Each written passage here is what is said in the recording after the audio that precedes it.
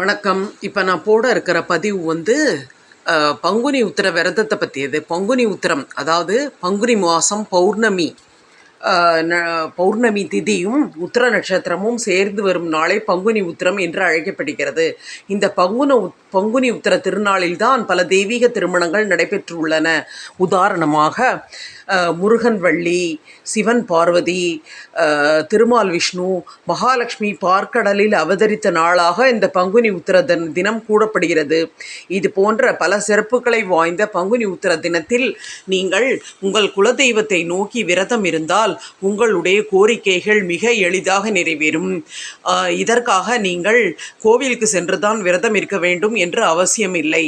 அன்றைய தினத்தில் சுத்தமாக குளித்துவிட்டு காலையில் எழுந்தவுடன் பிரம்ம முகூர்த்தத்தில் உங்கள் குலதெய்வத்தை நினைத்து விளக்கேற்றி அன்று முழுவதும் உணவு உண்ணாமல் எந்த விதமான பொழுதுபோக்கு நிகழ்ச்சிகளையும் கண்டு கழிக்காமல் பகல் பொழுதில் உறங்காமல்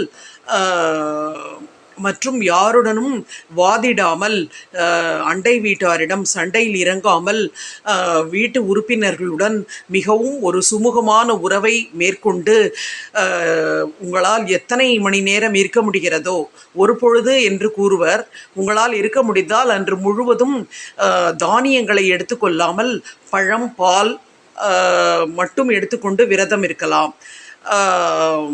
அதுபோல் விரதம் இருந்தால் குலதெய்வத்தின் ஆசி முழுமையாக உங்கள் குடும்பத்திற்கு கிடைக்கும். இது யாரும் சொல்லாத மிக அற்புதமான பதிவு. அன்றைய தினத்தில் பொழுதுபோக்கு நிகழ்ச்சிகள் இல்லை என்றால் ஆன்மீக கதைகள் அல்லது ஆன்மீக திரைப்படங்களை பார்ப்பது போன்றவற்றில் கூட ஈடுபடக்கூடாது. முடிந்தவரை இறைவன் பெயரை ஜெபித்தபடி, அதாவது உங்கள் குலதெய்வம் பெயரை ஜெபித்தபடி இருத்தல் உங்களுக்கு மிகவும் நன்மை பயக்கும். மீண்டும் மற்றொரு அழகான பதிவில் சந்திக்கிறேன். நன்றி.